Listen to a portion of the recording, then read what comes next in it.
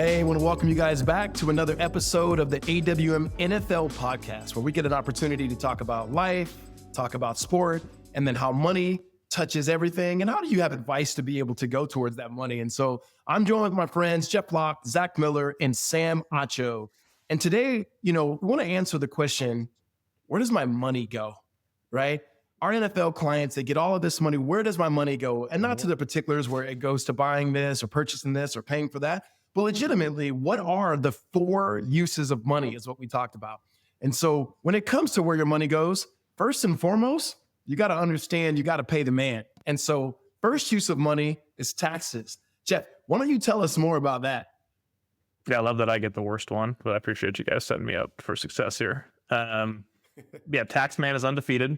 It's going to happen whether you want it to or not. The key is planning for it and trying to pay the least amount of tax over your entire lifetime, not necessarily just the least amount of tax in this next year. So a lot of people get things messed up. They search for, how do I pay the least now? How do I pay the least now? How do I pay the least now? When we're thinking about the next 10 to 20 years of your tax rates and what's going to happen, how do you pay the least amount of tax over that entire time period? So tax man, it's going to happen. You got to make sure you're planning for it, not just cleaning it up on the back end and realizing all the stuff you missed. It's got to be in advance. That's perfect. So an NIL athlete in college just gets all of this money, or, the NFL draft's coming up here. The NFL rookie's going to get all of this money, or some guys that are signing for their second contract, they get all of this money and they get the income, and it's gross income. We like to joke around, it's gross because that's not what goes in your pocket, because the first use of money is taxes. Okay, once you've paid taxes, now you get to have this cash flow. We like to say win the cash flow game. What is the second use of money? It's spending. And I'm going to talk about that because I love to spend. Like, spending is something that is a gift and it is an absolute privilege, right? People always say like, oh, you don't want to spend it. No. You want to make sure you save. We'll get to it. But I'm going to spend. And you want to buy the things that you want in your life. You want to buy a house. You want to buy a car. You want to go on a trip. You want to do certain things, and that you have afforded yourself the opportunity to spend it. So not only do you got to pay the man, you got to take care of the man in the mirror and the people around him or her. And so you could spend it. Other way then you could spend your money, we like to say, is you can share it. And I don't know a better person that knows how to share or give better than Sam. So you talk about the third use of money. Well, I'm talking about the third use of money, which let's make it the first use of money. We're talking about giving or sharing. Riccardo, you lit up when you talked about how much you love to spend. And I'm not saying I'm lighting up when I talk about how much I love to give. No, but I'm saying there is a joy that comes in giving. Statistics have shown that the happiest people in the world are the ones who give the most. And so we'll speak with clients and families and we'll say, hey, what are your goals? As people have said, man, I want to be happy. I want to be happy. I want to get an education. I want to be happy. You want to make okay. You want to be happy, you give. And so we talk about that 40, 40, 20. You've heard us talk about it. Okay. About 40% of your money is going to be taxed. It's going to be your biggest expense, not a house, not a car, tax. Well, 40% we talk about saving, which we'll get to in a little bit. Okay. It's good to save. That leaves 20%.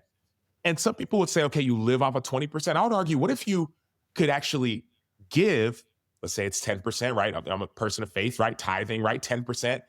You could actually give money to things or to people or causes that you care about. I got a chance to start a nonprofit, be a part of a nonprofit that my parents started. I've got a chance to go overseas to do medical mission trips. I got a chance to do stuff locally, and there's no greater joy than giving. Even talk about this. Like, I'm married. I got 4 kids. I'm about to say 10 kids. Been married 10 years. Got 4 kids. Right? That'd be a lot. I got friends who got a lot.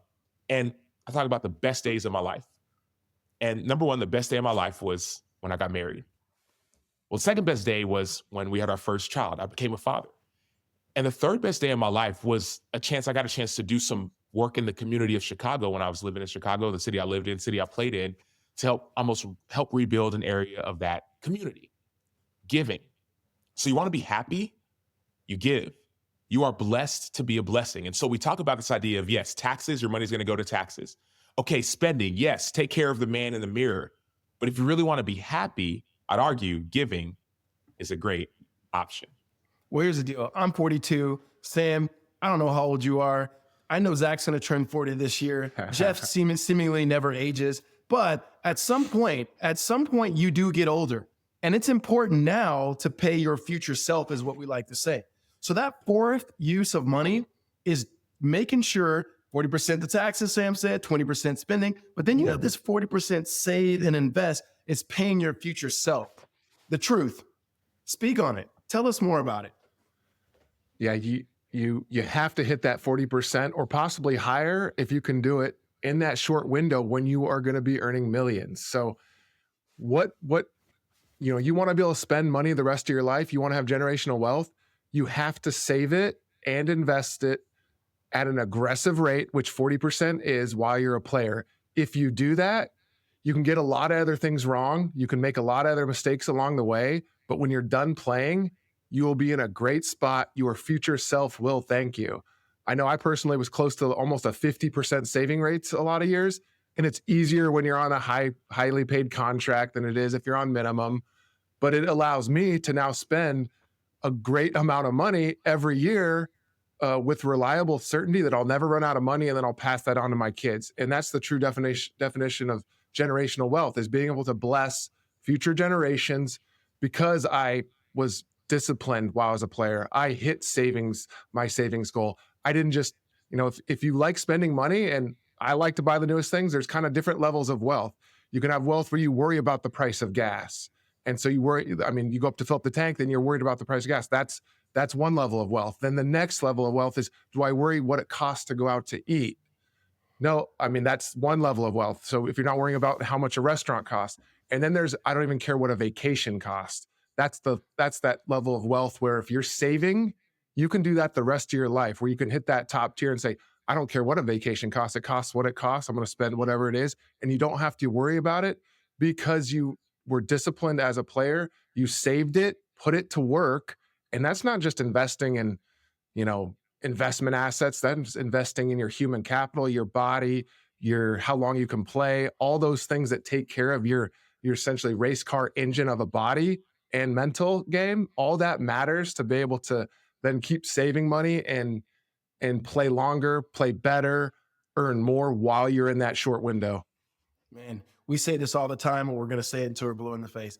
Money is just a tool to pay for the things you want, bless and impact the people in the places that you love. And there's 4 uses now. 1, you got to pay the tax man. And there's ways around that to be able to be smart about it and wise about it. And then you can spend it like I like to do. You can save it or give it like Sam likes to do. And you can save it. Clearly, Zach did really well on that. If you guys have some questions about the 4 uses of money or anything when it comes to what we talk about in terms of football and life and finances, we'd love to hear from you. Feel free to shoot us a text or give us a phone call. The number is 602-989-5022.